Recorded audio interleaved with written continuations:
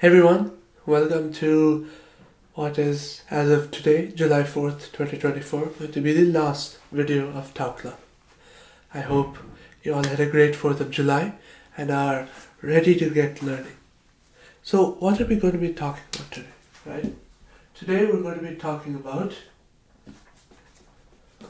this pen doesn't work. This one either. This pen doesn't work either. You see, last video, all my pens are gone. I've used them too much. I think this one will work. So today, we're going to be talking about quantum computing. Some of you might have heard of this term. It is what a lot of people call the future, right? Quantum computing is the future. Your regular computers are based on just regular physics, right? But quantum computers are based on quantum physics. Quite interesting, right? Now let's first talk about the problem. Why do we need quantum computing, right? What's the point of having quantum computing? Well, are computers really just magic? Well, let's try to break down that magic so we can understand. Let's dive into the secret world inside your computer chips. Imagine this, tiny chips working non-stop. A web of little wires connects these chips. Now inside those wires are a bunch of gates. No, not the kind that you walk through. These gates are like tiny traffic lights, directing the flow of information. If you've done any coding, you might recognize these gates. They're what make your computer tick. But wait, there's more. Between these gates, we have transistors. Think of them as super tiny switches, turning on and off millions of times per second.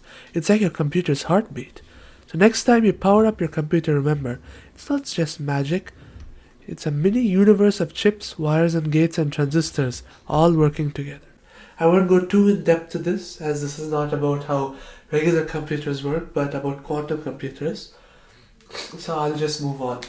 The problem is we have like hundreds of million, even more than a billion transistors in our computers today, right? And so imagine how small they have to be. The problem is if they get any smaller, right? If they get any smaller, then they won't work. Why is that, right? What do transistors do? You can think of transistors as like a gateway, right? There's like you have electrons coming along this network like this, and if this says stop, then nothing can go. But if this says okay, you're allowed to pass, then they can continue to flow, right? It's like the gates, the gateways. So what are the problems? The transistors, a group of transistors, what makes any gate, okay? So, but what's the problem with when the transistors get too small? The thing is, you might remember that in our last video we talked about quantum tunneling, right? If that gets too small, then each of these electrons can just tunnel past the gate and continue. So there's no point to having the gate, right? It makes it useless. The computer won't function if we get so small. And so what can we do? We've entered the world of quantum mechanics. We might as well use the properties of quantum mechanics, right?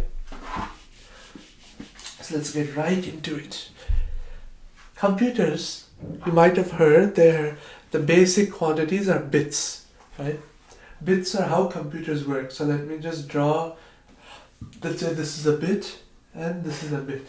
So in regular computers, you have a 0 and a 1. Those are your 2 bits, right?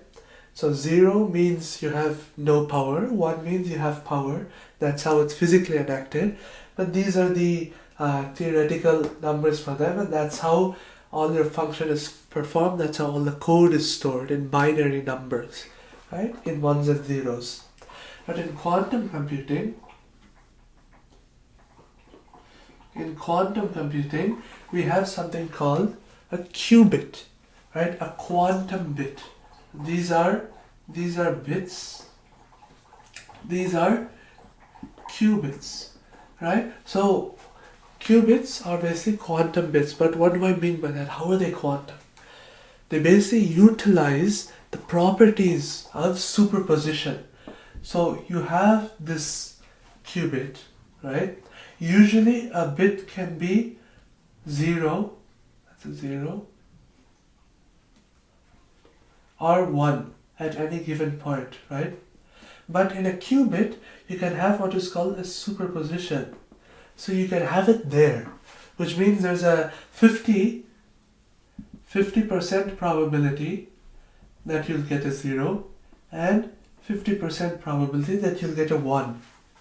And so when you do operations with this, 50% of the time your bit will when it's measured it will be a 0.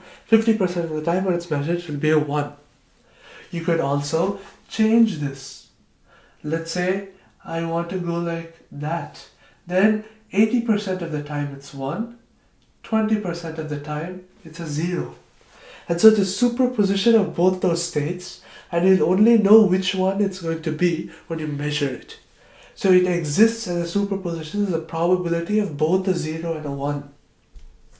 So that significantly reduces the number of bits necessary to do computation, right? So because here for each thing you need a 0, you need a 1, and you need to continuously be passing many of those at the same time.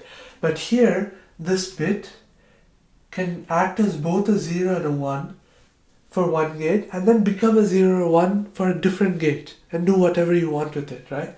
So that's the power of having qubits like this. Okay? And the thing about these qubits is you can entangle the qubits as well. So when you're doing gates and things like that, you can say that this other qubit is going to have the same exact measure as this qubit. And so you suddenly change this measure to here. This qubit's measure will change to here. And you can pass both of these through gates and do all sorts of computation. So now you come into like the math of how you combine them together and do stuff. But we'll not go into that for now. Just know that this happens. Now let's go to the limitations. The main problem with quantum computing right now, why it's not on your desk, is because of errors. Right? So far, quantum computers are very large, can do very small calculations, and have to be in the labs, like olden days computers in the mid 1900s. Right? They used to take up an entire room, just like that. Quantum computers today take up a huge amount of space. And so, why is that? Because there are so many errors. What does this mean, right? Well, one of the main reasons there are errors is because these qubits are not perfect, right?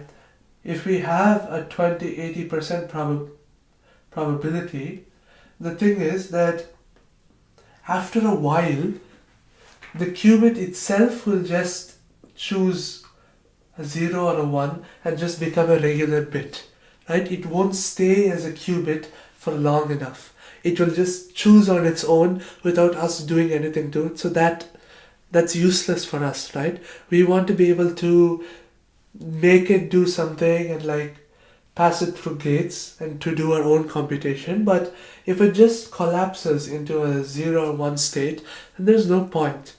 And so that's how errors form, right? So you have a 0 or 1, but it doesn't work in your algorithm because you need it to be a superposition. So you have errors. There are a few other cases where errors come, but this is the most simple case.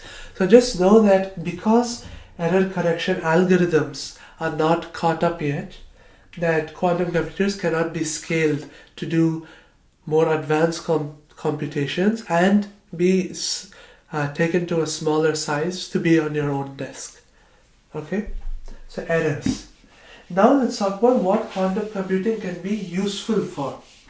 It's useful for many concepts, but the main things is you can have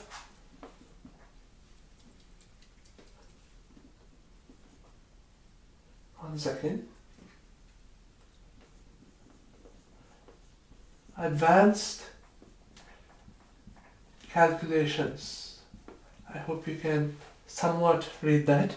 But advanced calculations, right? So you can do many things much faster than your regular computer. If you give it a problem, and let's say it takes a regular computer a few million years to do it, quantum computers can do it within a few hours, right? Millions of years versus a few hours. So that's the vast computational difference between these two. And that computational difference allows it to do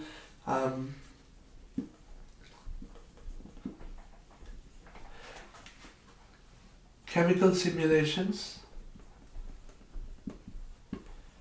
So you can simulate many different particles having reactions, molecules having reactions, and try to make new molecules and see what's going to happen, and do a bunch of stuff like that. There's also quantum sensing. Quantum sensing is like atomic clocks. So atomic clocks are the most accurate clocks. Even your computer clock is not completely accurate, but atomic clocks are on the dot. And so in satellites and stuff, you have atomic clocks. You have atomic clocks so that they're always in tune with each other and accurate. You also have MRI machines. So you might have taken an MRI before.